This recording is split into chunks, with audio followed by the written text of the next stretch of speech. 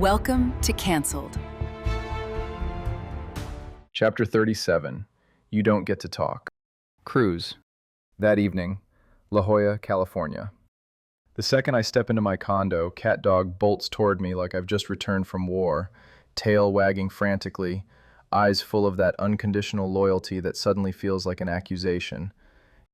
I walk right past him without so much as a glance. I don't say a word, don't reach down to scratch behind his ears like I always do, don't acknowledge his existence at all. He whines, confused by my coldness, and I get it because I'm confused too. No, that's not right, I'm not confused, I'm angry, fuming. At her, at myself, at this whole fucking situation that's left me feeling like an idiot who should have known better. I head straight for the bar and pour 2 fingers of bourbon, neat, my movements mechanical and precise. My hand doesn't even shake as I lift the glass, and I wish it did. I wish something would crack through the numbness that's clawing its way up my chest, replacing the rage with something that feels disturbingly close to emptiness. Instead, I take the drink to the window, staring out at the sun setting over the water, like it doesn't care that someone I trusted just made a goddamn fool of me. Like the world keeps turning even when your life goes to shit, and everything you thought you knew about someone turns out to be a lie. Evie.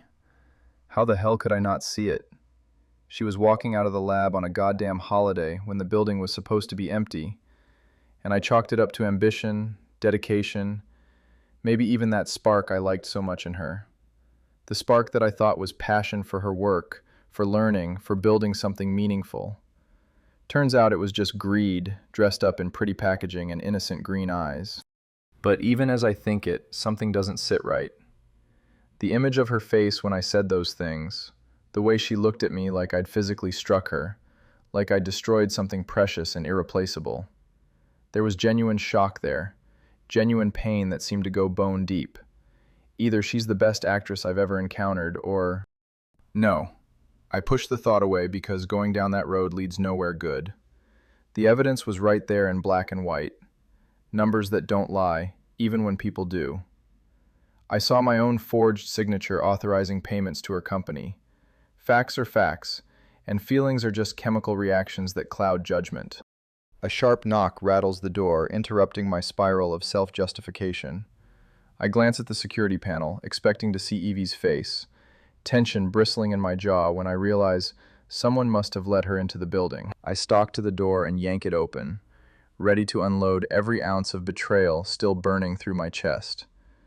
But it's not Evie standing there. It's Mrs. Patterson, and she looks absolutely livid. You arrogant, cold-hearted son of a bitch! She snaps before I can even process her presence, her voice carrying a righteous fury that makes grown men reconsider their life choices. I gape, caught completely off guard. Excuse me? She steps forward despite being barely 5 feet tall, tiny but fiery and completely unstoppable. Don't you excuse me, Cruz Adler. I know what you did to that poor, sweet girl, and I have one thing to say to you. Shame on you. My spine stiffens defensively because I don't need to be lectured by my elderly neighbor about decisions she doesn't understand. You don't know what happened, Mrs. Patterson. You don't have all the facts. No. She cuts me off with the authority of someone who's lived long enough to recognize bullshit when she sees it. You don't get to talk yet. I have lived in this building longer than you've been alive, and let me tell you something, young man. I have seen plenty of heartbreak come through those elevators over the years, but never, not once, have I seen someone so genuinely kind be so thoroughly gutted like she was tonight. I open my mouth to speak, to explain about the theft and the lies and the evidence that proves I was right to end things. Before I can form a single defense, my sisters appear from their condo across the hall like they've been summoned by the sound of drama. What the hell is going on? Brielle asks, arms crossed like she's ready for both a Vogue photo shoot and a knife fight. Her expression suggests she's hoping for the latter. Did you piss off the entire homeowners association? Demi follows, hair twisted up in a messy bun, Her eyes are sharp with curiosity and growing concern. Mrs. Patterson wheels toward them with the efficiency of someone who's about to deliver a sermon. You two need to raise your brother better. He's throwing away something real because he's too scared to see the truth through his bruised little ego. And let me tell you something else. If I ever collapse in front of this door, do not let him help me. Let me rot in the hallway. Understood? And with that declaration, she storms off, leaving behind a wake of uncomfortable silence and the distinct feeling that I've just been thoroughly dressed down by someone's grandmother. Brielle turns to me with an expression that suggests she's trying to decide whether to interrogate me or just skip straight to violence. What the fuck did she mean by that? I rub my face, suddenly feeling exhausted by the weight of explaining this whole mess. Evie got caught submitting fake purchase orders and invoices through the company system. Over $100,000 redirected to her lipstick business. She's been terminated. Brielle's face hardens immediately, her protective instincts kicking in the way they always do when she thinks someone has tried to take advantage of our family. That bitch. I knew she was too good to be true. Those quiet, sweet ones always are. They're the most dangerous because you never see it coming. But Demi gapes like I've just told her the sky is actually purple. No way. Evie? That has to be a mistake, Cruz. There's no way she would do something like that. It's not a mistake, I say, and my voice comes out flat and final because it has to be. Because if I allow even a shred of doubt to creep in, I'll start questioning everything again. Vivian found the paper trail during the quarterly audit. I saw it with my own eyes. Fake invoices, forged approval chains, my own signature copied onto authorization forms. I told Joanna to fire her immediately. Demi stares at me like I've lost my mind completely, like the brother she knows has been replaced by some paranoid stranger. Are you hearing yourself right now? You were obsessed with her, Cruz. You barely shut up about her for nearly 6 months. And now she's suddenly a criminal mastermind running elaborate financial schemes? She used me, I bite out, my throat tight with emotions I don't want to examine too closely.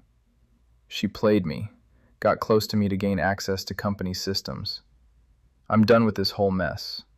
I need to focus on my company and stop letting personal feelings cloud my judgment. End of story. Brielle nods like I've just made the most reasonable decision on earth, her expression suggesting that cutting loose potential threats is always the smart business move. But Demi shakes her head slowly, and there's something almost pitying in her expression. You're going to hate yourself later when you figure out what you actually walked away from. Just make sure it's not too late when you finally realize the truth. I don't answer because there's nothing to say. Maybe she's right and I'll regret this someday. Or maybe I've finally done the one thing I was supposed to do from the beginning. Protect what I built, even if it cost me something I didn't realize I wanted until it was already gone. But as my sisters disappear back into their place and I close the door behind me, I can't shake the image of Evie's face when I said those cruel things. The way her eyes went completely dead, like I'd killed something essential inside her. The way she just turned and walked away without fighting back, without defending herself, like she'd given up entirely. For a moment, doubt creeps in like poison in my bloodstream. What if I was wrong? What if Vivian manipulated the evidence somehow? What if I just destroyed the best thing that ever happened to me based on spreadsheets and paranoia?